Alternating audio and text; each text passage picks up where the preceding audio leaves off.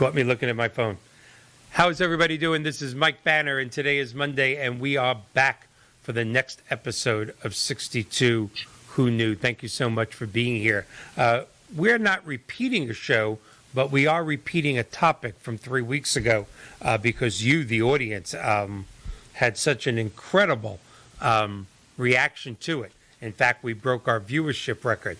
But before we get to tonight's guest, as always, I want to bring the new people up to date. Our viewership is growing and growing, so I want to do just a quick little synopsis of what 62 Who Knew is. And what 62 Who Knew is a look at the double-edged sword, or even if you wish, the mixed blessing of longer lifespans. As we all approach 62, we all pretty much have the same thoughts. Except for the top 1% of the country that has no financial worries whatsoever. But the rest of us, even people that do well in life, all have the same thoughts. Should we take our Social Security at 62, or should we defer it? Do we still need life insurance? Is it too late to get life insurance? Should I have already gotten long-term care? Is it too late for that? I really wanted to get my house paid off. Should I look into a reverse mortgage? When do I get that Medicare supplement that I've always read about? At 65, by the way. But we all have the same questions. You want to know what? I had those questions. Our fathers had those questions. Their fathers had the same questions. But my generation, the baby boomer generation, I'll be 63 in a couple of months. We have one different hurdle to overcome, one obstacle to overcome.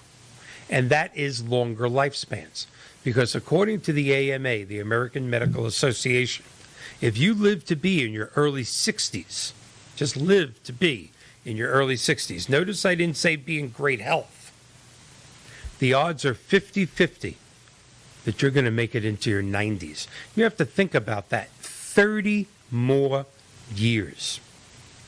That's actually half the time you've been on this planet. You're in your early 60s, you have a 50-50 shot of making it through another 30 years. And with medical breakthroughs, scientific technology, new things that are happening, that very well could be in the hundreds in our lifetime. So what this show is about is every day, or I should say every week, brings on different guests to empower these people to make it those 30 years. Because who knew they had half the time left that they've still been on this planet, to make it through those 30 years with quality and with dignity.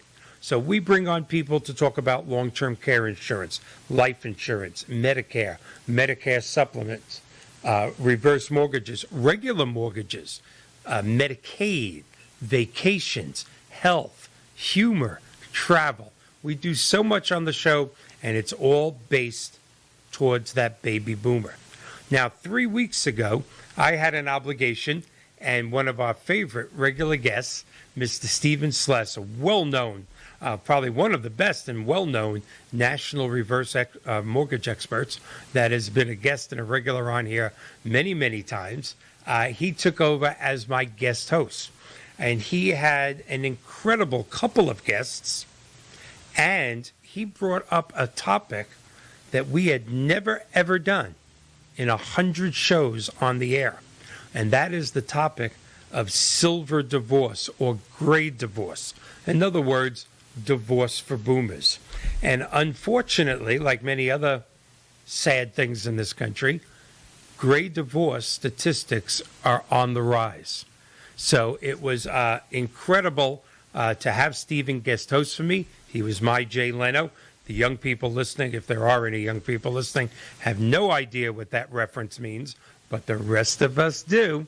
And he had on a very brilliant financial planner with a national reputation by the name of Jamie Hopkins.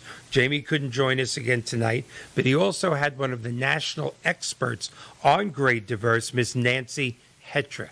And Nancy has a very, very good background. I'm going to have to read it. As a certified divorce financial analyst, mediator, and forensic specialist, Nancy assists divorce clients with crafting a creative out-of-court settlement agreement in a kinder, more gentle, when you're a TV host, you get to make up your own words, more gentle, affordable process. She has over 20 years experience in both the investment and management and financial planning industry. I will tell you that I have had 2 divorces. You've heard me fool around about it. One was not very friendly. The second was very friendly. But it's unfortunate that statistics that when you get this age, divorce rates are going up. And it can be very complicated. And we're going to listen to these 2 experts. And John, if you would, without further ado, let's bring on Stephen and Nancy. How are you guys doing? Doing fantastic. How are you? I'm so happy to be back. We are so happy to have you back and so quickly. Great to have you back, Johnny Carson. Yeah, thank you, Jay. Thank you very much.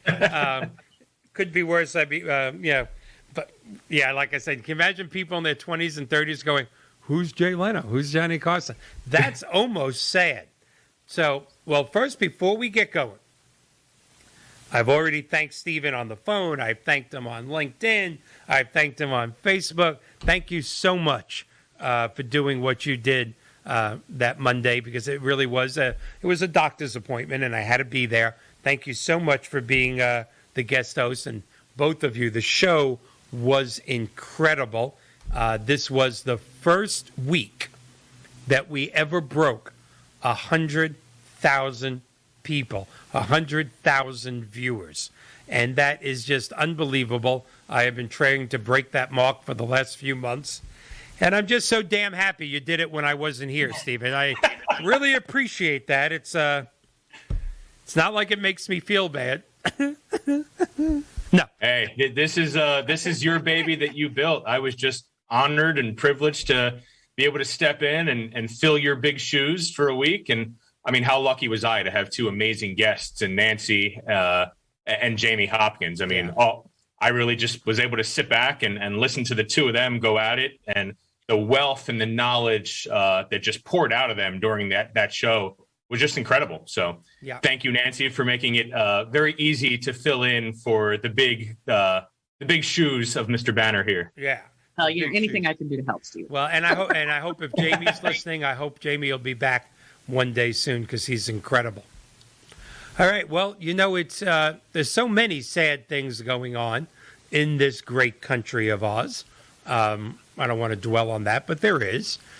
But divorce rate being on the rise, in my age bracket, is sad. There's no way to get around it, Nancy. And I know that you went over this once, but I'm going to ask you quickly just one more time, because it's always my first question. How did you get into this? Yeah. Well, like so many people who end up in helping jobs, it's because of our own experiences. Mm-hmm. I went through my own less than optimal divorce in 2007. Less than optical. Very politically less than correct. Optimal. Yes, very, for sure. Very nice. Less than optical. Yes. Yeah.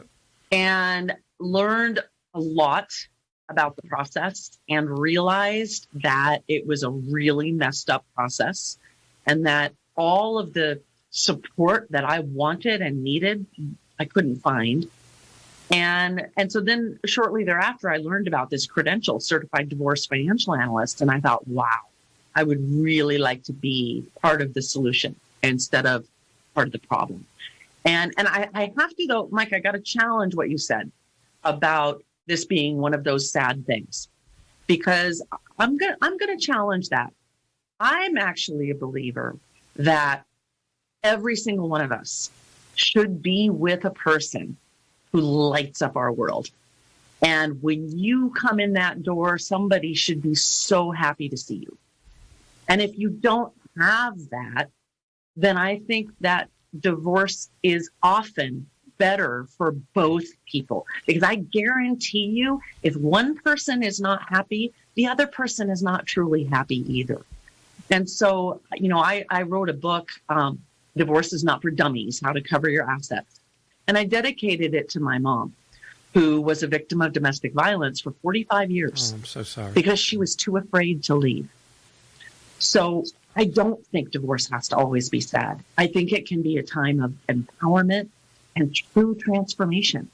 And I think the reason the numbers are going up so dramatically for boomers is because we know we might have 30 more years. And we're in this stage of life where people are choosing to age differently. I had a couple that I worked with one time that was 72 and 74, getting a divorce after 48 years of marriage. And a lot of people hear that and think, oh my goodness, well, why in the world would you bother? Well, the wife was a retired nurse, and she looked like she was 52. And she spoke with me and she said, well, I do still work part-time a little bit doing insurance physicals. And I said, oh, well, how many hours a week do you do that? Oh, 35. So she's out there working virtually full-time. Mm-hmm. And she said, well, except on Thursdays, because I do jazzercise on Tuesdays and Thursdays. And so mentally, she was a kid. Oh, and by the way, every other Saturday went to care for her mother, who was 97 and still living independently. Yes. And her husband had been retired for probably 8-9 years. Mm-hmm. And he decided he was an old man. And he would sit and watch television all day. And he would sleep and he would take a nap. So he was living his grandparents' retirement, and she was living the new retirement. Yes. That's completely different for boomers. There's a mismatch there. While they may have been perfectly suited when they were young and raising a family, they've evolved apart. And now both of them are going to be happier if they have a different situation. I'm glad you challenged me, because I agree. I absolutely agree. I'd rather see two happy people separated, not together, than, quite frankly, two miserable or two unhappy people. You're right. I stand corrected. Stephen, what do you think about that? I think people are deciding, boomers are deciding to retire better, right? They're deciding that, like to Nancy's point, they have this whole life in front of them, perhaps 20, 25, 30 or more years. They want to do things differently than their parents or grandparents, right? It is a younger mindset. It's a more active generation.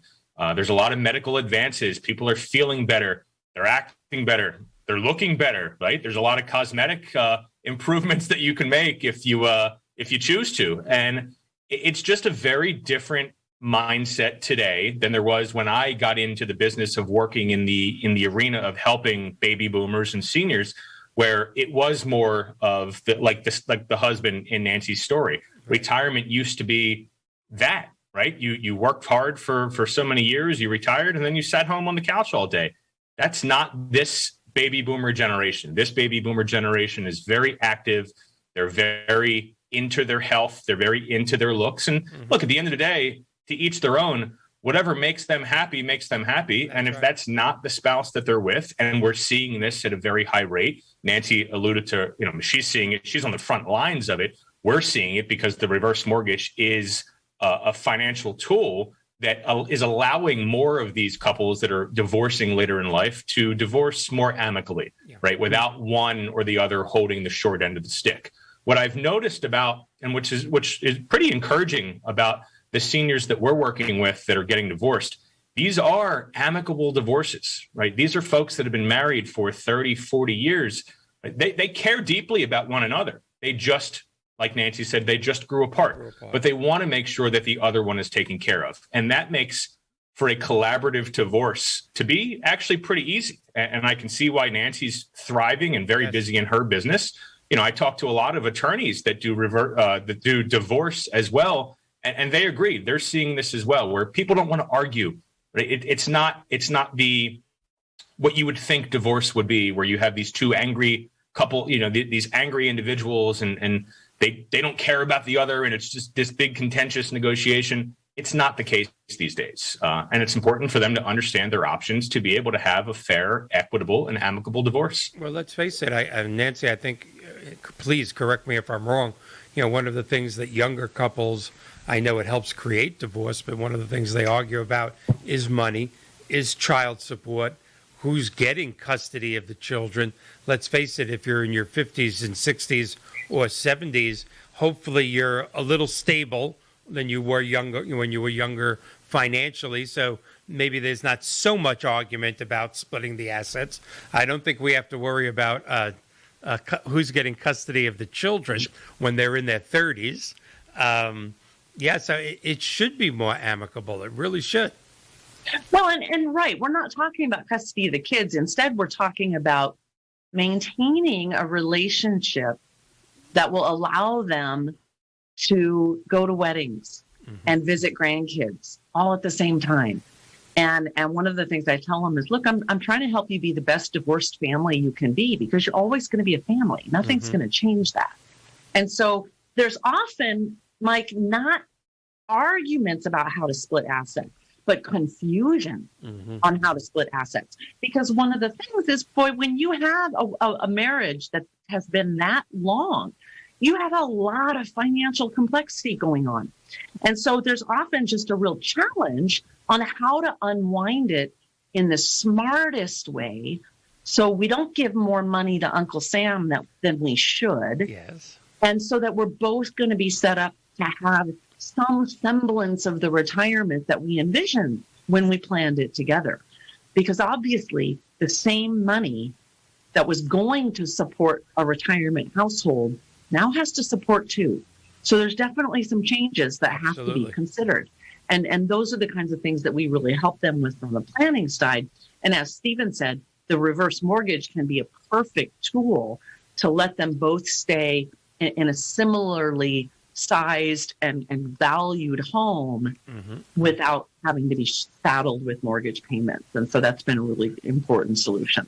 And one of the things we mentioned before the show came on was in this age bracket, when it comes to your will or your trust or your estate, it's not only possible that there's two sets of children, one from the first wife and first husband, mine and yours, but it's even possible there could be children from this marriage. So it's mine, yours, and ours. There could be three sets of children, and that makes the estate planning kind of complicated. It does. And beneficiary designations and remarrying again. And so one of the things that's really interesting about the boomer generation is they actually are also the first generation of divorce. So that often when I'm working with people in their 60s and 70s getting a divorce, it is a second or third marriage. Right. So one of the extra complexities that comes in is weeding out separate property.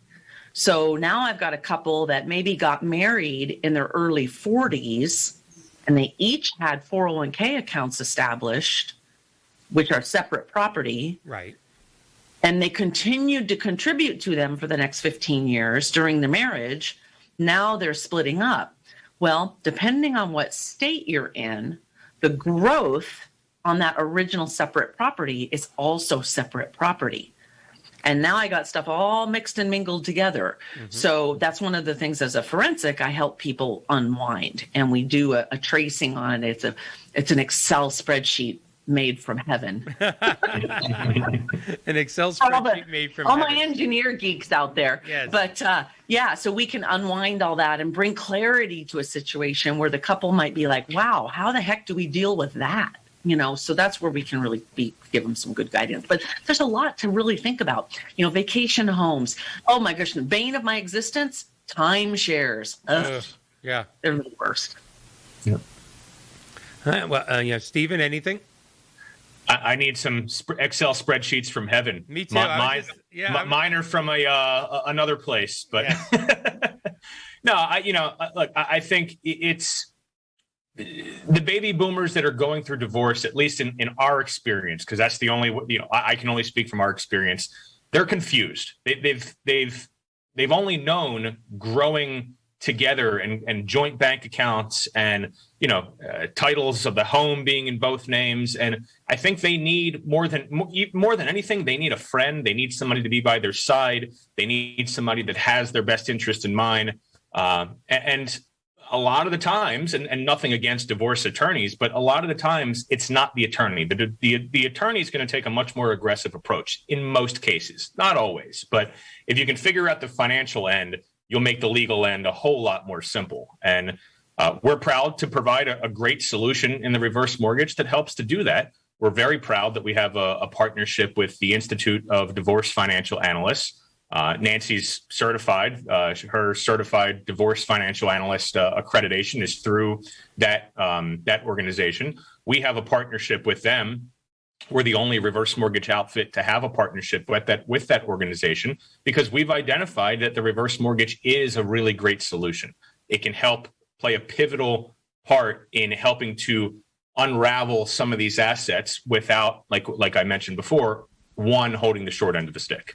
Well, when you really think about the potential of one of the people of the marriage keeping the house with a reverse mortgage, having no payments, maybe taking some equity out of that house with a traditional reverse mortgage for the other spouse to purchase a home with a purchased reverse mortgage, to suddenly have two spouses with homes they love and no payment, that's unheard of in a young divorce. In fact, it's impossible unless they're rich and they're paying cash for the house. So, really and truly, I don't want to say that doing it this way with a reverse mortgage might actually make some people really look at this and go, you know what, honey, we can do this and not suffer. Maybe we should stop suffering. Again, you said something that's so true, Nancy. Not that I've ever been married long enough to experience this, but I have had friends that you say sometimes when people get divorced in their 60s or 70s, they really have been living together, you said, as roommates the last 8-10 years, not really, as a couple. I'd love for you to expand on that, because I have, I'm in my 60s. I have friends that are doing that. Yeah. And let's face it, it happens. People either grow together or they grow apart. Mm-hmm. And I often hear that when I'm working with people going through divorce, that intimacy left a long time ago. And there's a really fabulous study that was done where they studied couples getting divorces. And what they found psychologically is there's a 2-year window from the time that someone first thinks they might be headed for divorce until the time they say, that's it, I want a divorce. Wow. And if the couple gets therapy when they're at 1 year, they have about a 75% chance of reconciliation. But if one of the parties has been feeling this way for more than a year and they're the one that initiates the divorce, then the odds of reconciliation are slim to none. Wow. And unfortunately, most couples wait too long. Yes. They wait too long to start couples counseling. And it's fascinating because me and all my colleagues here, I have 6 team members, and we all agree that our marriages are safer because of the work that we do. Oh, yes. Because we know the warning signs. Yeah. And, so what I'll tell all you fabulous boomer couples out there, don't let it go too long. If the fire is starting to dwindle a little, bring it back, because before you know it, you'll look up and 4 years will have gone by, and all of a sudden you can't get it back. It's so true. So keep connected with each other and make sure that you keep those bonds strong. You talk about having that smile, when they walk in the door. The only time I get that smile is on Mondays when Steve pops up on the screen. I think there's something wrong. I might have to get some counseling. I'm not sure. I see that beard. That's called a bromance, Mike. That's a bromance? Oh, thank you. The bromance. Oh, yeah. Well, that's so true. It's so true. And I know that probably you didn't bring this up on the last show because some people think like I do and some people don't. But I'm going to have to venture that there's a very strong connection between a little blue pill and later life divorces. Yeah, there it is. He went there. Oh, did you? Why don't I remember No, that? I didn't. Oh, who went there? I said, No, there it is. You went there. Okay, because I listened to this. Wondering, I was trying to remember if I brought it up last show. I don't remember. I watched the show. You're absolutely correct. I mean, we can now have viable, intimate relationships into our 90s. And so, yes. I'd like one in my 60s. but that's another subject. Yeah, it's changed things a lot. It had to. But I'm in Phoenix, Arizona, right? And you might remember this. This was about 12, 13 years ago. It made national news. Sun City is where all the seniors live here, right? Mm-hmm. And we had the Summer of Love when we had all of these Sun City seniors getting arrested for indecent exposure out in the parks. Oh my God. Wow. National news, and it was the Viagra story. That was the story of the seniors are awake now.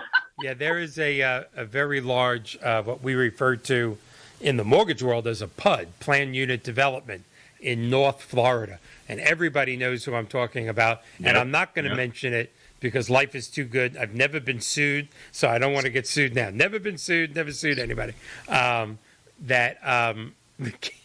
It's just staggering. I mean, the average age is, I think, in the 70s, and the amount of cases of STDs beats out any teenager. It's just unbelievable, and I'm happy for them. I really am. But I think that does have a lot to do with people growing apart. Let's put it that way. They have options. Mike, we actually tried to get a condo approved there a few years back. So we had somebody that lived in that community, and I won't mention the name of it. They lived in that community. They reached out. They wanted to take out a reverse mortgage. Well, it was a condominium. Condominiums need to be approved with FHA. So we reached out to FHA and we attempted to get this condominium approved, and they denied it. It was just a blanket denial. Wow. We're like, well, why is that? And we did some digging, and we did more digging and a lot of due diligence, and it turns out that community was a senior nudist. It was a nudist community. That's not the colony. That's not what I'm talking about, though. But yes, okay. It was in Florida. I thought it may be the same one. So it was in Florida, and apparently clothing is optional there. Yeah, paradise. And that was the reason why they wouldn't approve it. It didn't meet FHA guidelines. Never knew that FHA even had guidelines about that. But bottom line, they couldn't get a reverse mortgage because you can choose to wear clothes there or not. That is Paradise Lakes. I don't have to worry about being sued because they are a clothing optional PUD. And as a young mortgage Mike in his 20s, before I knew that you couldn't do any loans there, Fannie Mae, Freddie Mac, FHA, forward, and reverse, I got invited there to do a mortgage seminar in their clubhouse. And my first wife went, so you're going to a nudist place to do are you lying? I go, no, it's really a seminar. Yeah, it's a seminar. And I kept the clothes on, and I will tell you that being in your 20s can have a detrimental effect on going somewhere and seeing hundreds of seniors in the nude. Now, I'm a senior. Gravity is hit. I'm not being disrespectful to anybody, but when you're in your 20s and somebody in their 70s or 80s walks over and they're nude and goes, "Hi, how are you?" You go, "Yeah, I'm good. I'm pretty good. Thank you very much." I just say, And then I wrote about 30 mortgage applications, no doubt, and then learned the hard way, couldn't do one of them because of resale, just so you know. Right. That's right, because of resale. Not everybody wants to live there. But it had an effect on my 20-something-year-old mind, I'll tell you that. Oh, I bet it did. Yeah. If this show doesn't break the viewership record next week, I don't know what will. Yeah. Or maybe I should call Viagra as a national sponsor. I'm looking for national sponsors. This could be it. There you go. Set that one right up for you. Boom. Well, tell us a little more, though, Nancy, because, there are friendly divorces, I hope. But sometimes do you still run into very unfriendly divorces, even at that age, where one person wants it and one doesn't? And usually it's over. Well, in fact, I'm actually working on a case right now where I am doing the forensics for what's called a marital waste claim. What is that? Which means during the marriage, money was being spent on non-community purposes that wife is entitled to reimbursement for. Wow. And so we have now figured out that since 2015, the girlfriend in Florida, over $500,000 has been spent on an extramarital relationship. And so she's not happy. I don't blame her. So now is she entitled to that 500 G's, or are we thinking 250 because half he could do whatever he wants? Yeah. So, and again, this is state by state, laws are a little different, but basically, yes, you have to think of it as though that money had never left the community. And so if it was back in their bank accounts, she would get half. So yes, it'd be like the 250 number. I vote she gets it. I'm telling you. And maybe an extra 50 grand penalty for being insulted. Yeah. There should be an insult penalty. Yeah. This is not anything he ever would have voluntarily provided. So in a situation like that, you really don't have any choice but to be working with an attorney and using the legal system and using, a forensic like myself, somebody to prove the things that you need to prove. The courts are there when somebody is dishonest, acting, in poor judgment or not good faith and just refuses to cooperate. Then you don't have any choice but to use the legal system. So you're the forensic accountant professional in this role, but they are Correct. using an attorney. Correct. And so I partner, join the team with the attorney.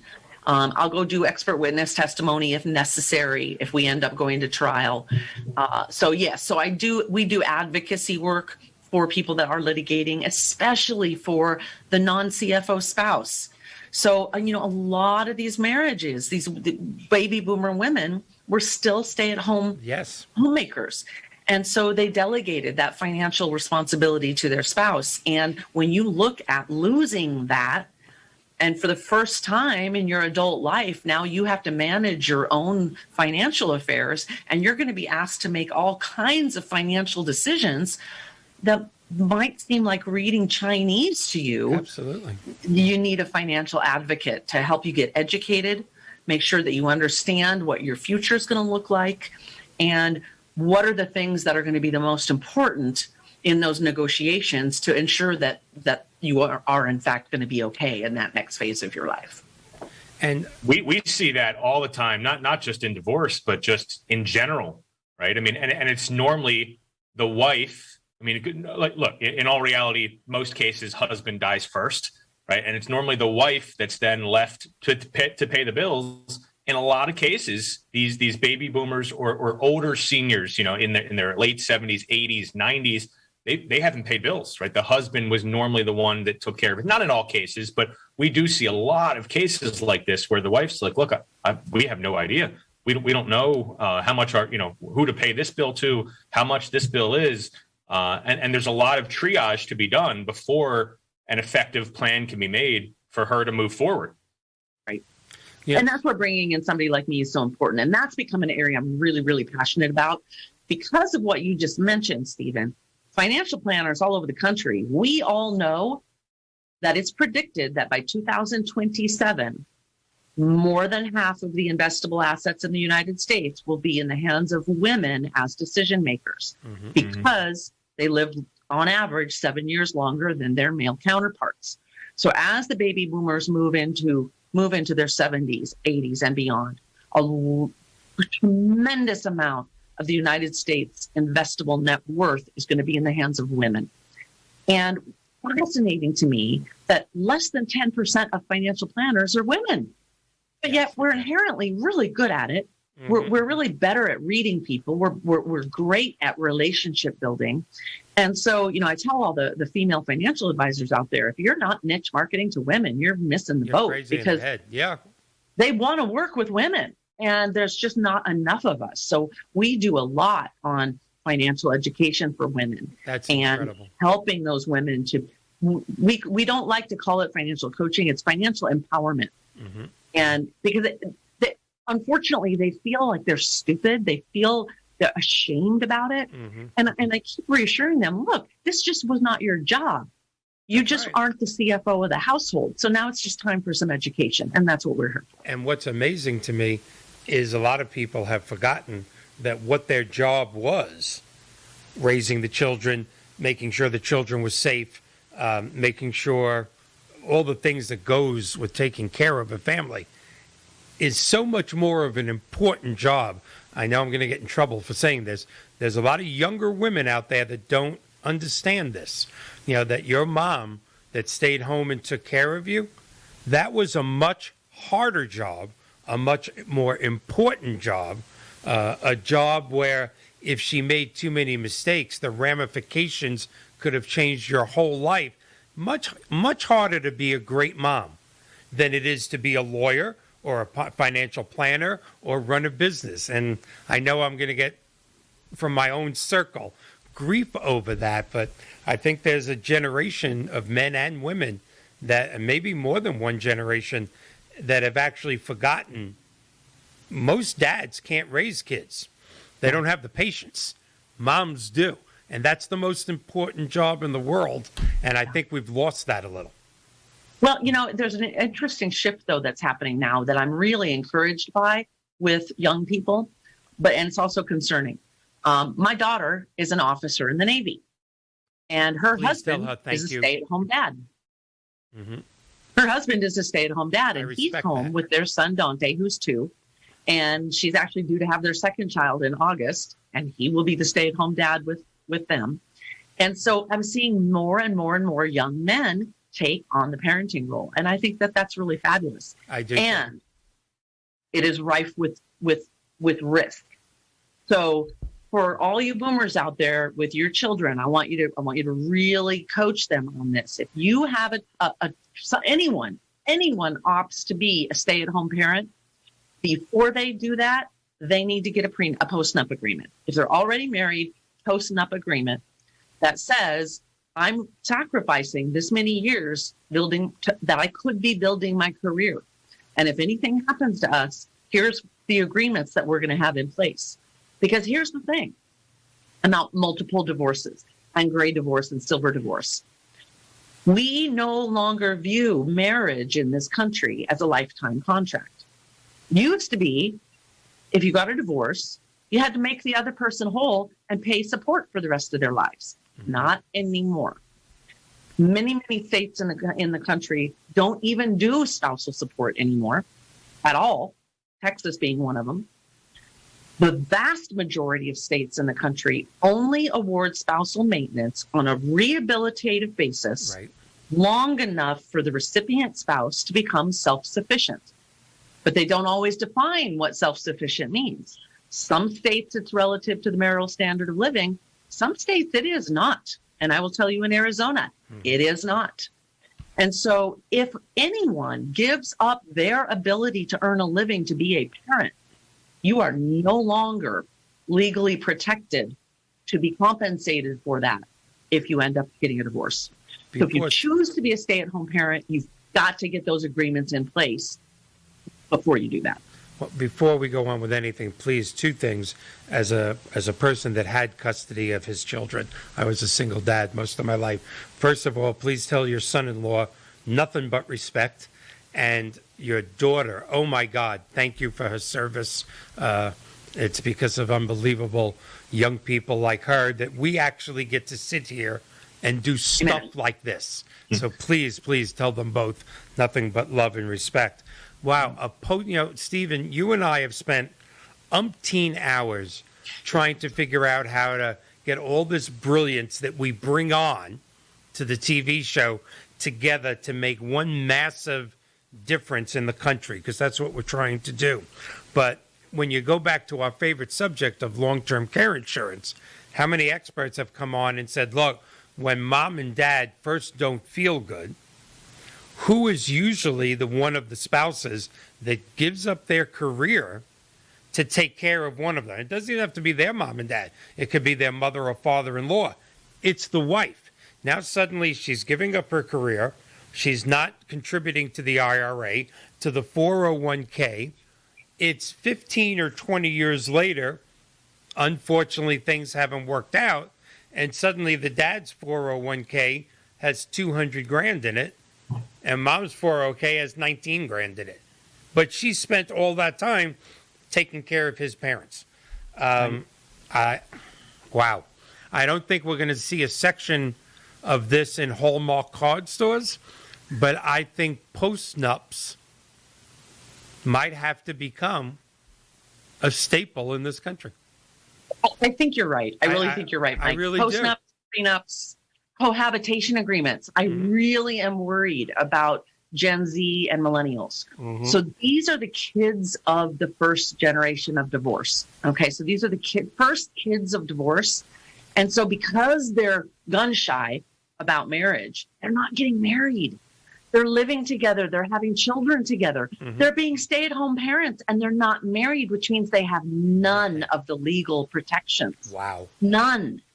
And so I have gotten on a bit of a soapbox about cohabitation agreements. I think that, I think we need to have your particular company, business, your endeavor on the website. I think there needs to be a link to it. I just can't tell you, as you were speaking, how many of my friends, not in the last couple of years, but in the last 25 years, would have benefited. I'm not saying one would have been protected and one would have got screwed. Both would have benefited from this. And, of course, the children would have benefited unbelievably. Right. Wow. Well, I'm working to do my part. So we have a second location now in Indianapolis. And I have put out the call to financial advisors around the country that I teach and train to join us. We need a national conversation. Yes. And in order to have a national conversation, it's going to take a national brand. And so I'm working on building a little army. So everyone out there that needs this information is going to know right where to go to find it. And that's definitely one of my big goals. Stephen, I know you're already part of her army, but I would love 62 Who Knew to be part of this army. This is just incredible. Yeah, no, it comes back to the whole reason that the show even exists, and that's proactive planning, right? Whether it's these setting up these agreements proactively, whether it's consulting with a financial advisor proactively, making sure that the family's finances are right. For the kids, right? Just planning, long-term care insurance, life insurance. It all is one big cycle of empowerment and education. And Michael, I mean, this show is fantastic. I mean, you have 100,000 people when I host. We'll see how many tune in tonight, but 80, 100,000, 120,000 people tuning in every week to become empowered and to become educated. And look, Nancy, I mean, my organization is more than happy to get behind you in every way that we can. I mean, we've only known each other for a short period of time, but we're on to something really special in our partnership. And, I don't know where this goes from here, but there's a need for this. Yes. There's a void of this knowledge and a void of this education out there. And, we're the ones that are here and able to provide it. We're holding, the Sless Group is holding a webinar for certified financial planners on June 16th. And I'll be sharing more on my social media coming up here soon. We're actually going to be offering 2 hours of continuing education for certified financial planners, where we're going to talk to the IDFA organization, the institute that certifies divorce financial analysts, about how to use reverse mortgages in retirement planning, how to use reverse mortgages in silver or gray divorce, how to use them to fund long-term care or fund life insurance. But you can't have one without the other. That's right. And this to have this platform and to be able to get this education out there is fantastic. I'm happy to put a link on my website as well. We get a lot of traffic to our website. But this partnership, and there's more to come, I think has a lot of legs, and we should continue the conversation. Yeah, there's no doubt. We'll talk off camera, Nancy, about, I hope, how I can help in Florida. But something else just came up, and we tend, when we talk about these agreements, protecting one spouse, or if they never got married, protecting one of them. Correct me if I'm wrong, although we lean towards the divorce topic. How about people that are living with each other, or married, but living with each other, I guess, mostly, with no protection, and one of them gets killed in a car accident. One of them gets terminal cancer. One of them gets, there's just, one of them dies from COVID-19. we tend not to think about that when we get on that divorce roll. I've been divorced twice. I guess you got into it from your first divorce, so you've been once. I won't ask you. Steven's still blissfully happy. But with a beard like that, how can you not be happy? Yeah, we won't even go into what makes his wife happy. That's a totally different topic. But this, you've been trying to go there all show. I know I have. But oh my God, for the married couples, again, who one of them developed a sickness, a cancer, kidney failure, liver failure, and suddenly the other part is becoming the caretaker. Right. Am I exaggerating, or this same effect 20 years later is going to happen? Oh, absolutely. Absolutely. And there's just, and that's the whole concept of insurance, right? Is this risk mitigation. But as human beings, we're not wired for that. That's right. We're not wired to think about possibilities. We're wired to deal with what's happening right now here in front of us today. And so getting people to do estate planning, getting people to do insurance planning, it can be very, very challenging. But as you just mentioned, so important. And I want to dispel one other myth around it. I hear from a lot of couples who are under the impression that they're common law married, that they've been together long enough that the law would see them as common law married. Now, guess what? Only 7 states have common law statutes. I didn't know that at all. I had a couple that had lived together monogamously for 32 years in Alaska. Wife was convinced that they were common law married. Mm-hmm. She came home one day and he was gone. And the money was gone. And she found out the house was not in her name. And he took everything. And do you know what legal recourse she had? Don't tell me none. Oh, my God. None. Absolutely none. They had no legal ties to each other. 32 years.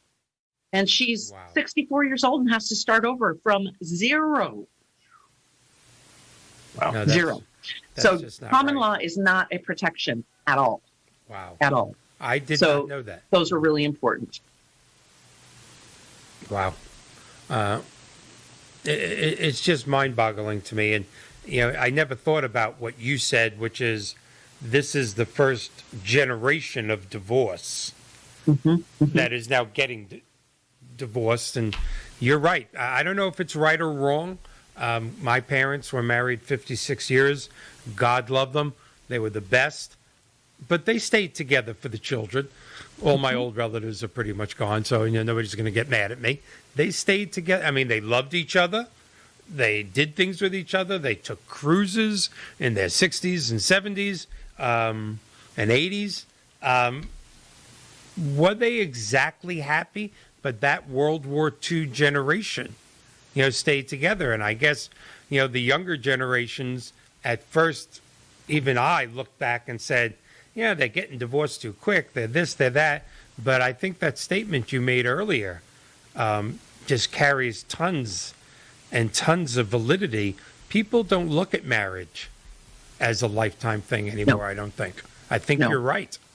Well, and part of this has come because of the empowerment of women, right? Yes. So if we think about that post-World War II generation, and there's a fabulous movie with Julia Roberts, and I can't remember the name of it right now, but it was a 1950s women's college. And the only thing you could major in if you went to college as a woman was nursing, teaching, and etiquette. Etiquette. But they had classes on how to get the best husband. So there was, marriage was almost a business relationship, right? The provider, the wage earner, needed to be able to have a wife that was presentable to the coworkers and could host a good dinner party. And the wife, of course, wanted to be provided for and have a certain lifestyle. Well, again, boomers have been rewriting all the rules since the day they were born. The 70s and the women's movement and the empowerment of women and women joining the workforce. And now The money is going to move into the hands of women. Have choice. Women don't need to be married anymore. Where before, boy, if you didn't get married, you're the old maid. You're going to get old and die alone, right? So women are opting now to not get married anymore. It's interesting, the divorces that we see, the men remarry very quickly. The vast majority of the women that divorce over age 50 will be in monogamous relationships after that, right? But they don't get married again because they don't want to be a caretaker. That's right. And I was just going to say, men need to be taken care of. I'm sorry if men get mad at me for saying that. Men not only need it, they like it, they want it. And women are getting more and more powerful, which is a great thing. Stephen, you've been quiet too long. Well, I'm sitting here and thinking, and what Nancy just said is resonating with me. We have a lot of single, older, and when I say older, I mean, over 62. That's our demographic. These days, it's not really old. I mean, these are young, vibrant people, but they're over 62 and they're single. And we have a lot of single women. I think of one in particular. She's one of my favorite clients. She's actually local. So prior to COVID, we closed her loan and we spent a lot of time together. I was over her house and did the application there, met with her face to face, having a ball. This is, a year ago, and I'm sure the pandemic changed that. It probably changed a lot of things for her, but she was going out all nights of the week, going to, different events and having the time of her life. She was once married. She got divorced and she said, you know what? I'm never going to do it again. And she's financially independent, took a reverse mortgage to be even more financially independent, but having a blast, not even thinking about getting remarried. And I think about, do we have as many single men clients? Not even close. We don't. Right. You're right. I can't think of many off the top of my head that are single men that have worked with us to obtain a reverse mortgage. It's normally man, female, or independent single females. I agree. That's interesting. I didn't even think of that until Nancy just brought it up. No, I got to tell you though, I have a lot of empathy for young men today because their role has changed completely, and they don't know who to be now. What do women want? And I'm not even sure a lot of women know what they want. Where, used to be very clear. You were raised to be the provider and to be strong. Well, I provide for myself now. So what you got for me lately? And I think young men are struggling with that. Young men are struggling with, well, where do I fit in? And what does our partnership look like now? And how do we bring value to each other in relationship? And I think the next 50 years are going to be really interesting to see just how marriage evolves and human relationships evolve when we're more evenly matched now in terms of earning ability and our place in the world, if you will. And then if you add in, quite frankly, the different sexuality now, thank God gay marriage is legal. It should have been for the last 1,000 years. But you have gay marriages, you have all types of different sexuality now. I think this next 50 years, I think you're exactly right, is going to be unbelievably interesting. I think I'll be gone by then, but I think the marriage, Stephen, is going to turn into like a mortgage. It's going to be like a 5-year adjustable, and or maybe a That's 10. An incredible analogy. Yes, or maybe an arm marriage. Yes, or maybe option a balloon for renewal every 10 years. Right. A balloon, a 10-year balloon. That's it. It all comes due. No, this has been really and truly fascinating. Again, I can't get it out of my mind that post-nuptial, when you have a divorce, statistic in this nation for at least the last 20 years of more than 50%. You probably have more updated figures than I do, Nancy, but the last figures I looked at were slightly more than 50% for first marriages, slightly more than 70% for second marriages, because that's the rough one. You're bringing young children together. You might be different religions. I'm strict. You're permissive. My kids eat candy. My kids eat fruit. That's a rough one, the second marriage. But I have seen, and that's what gives a guy like me hope, that the third marriage which is so ridiculous that we're talking about this, has like an 80% chance of lasting forever because you are older and there's no children and there's less to argue about, and hopefully both parts of the couple have become empowered and are past a lot of the arguments. It's a mutually beneficial and chosen relationship with no strings attached. Mm-hmm. Well, I don't even know what one of those are. Well, except for Steve. I do. Yeah. I got the best in the world now. You do? All right. That's fantastic. I'm jealous. And Stephen, you have a great person too. Absolutely. Oh my gosh. We don't even have enough time left in the show to get into that. But that is so good. Incredible. You know what? Let's maybe, if we can, you said your webinar is the 16th for financial planners. And what day is that? I think it's a Wednesday. All right. So even though, of course, we'll continue to mention it on the show, for the next 6 weeks, but let's 9 days before that, the Monday and a half before that, maybe have a panel show with you and Nancy and Bill Comfort and maybe a financial planner to discuss your webinar. That'll be in 9 days. Yeah, it'd be great. All right, let's do that. Nancy, thank you so much. I am going to contact you, this week off camera because I'd love to help you in any way I can, especially here in Florida. Stephen Sless, the man that brings a smile, my bromance guy. Thank you so much for everything you do, not just for me and 62 Who Knew, but your clients, the reverse mortgage world, and everybody that you touch. To our audience that is growing and growing, I really hope it grew this week. If my producer says only 12 people watched, I'll have Jewish guilt that you'll never end. But we're going to have another great show next week. Thank you, Nancy and Steve. Both of you take care and be safe. Thanks, Michael. Thanks, Nancy.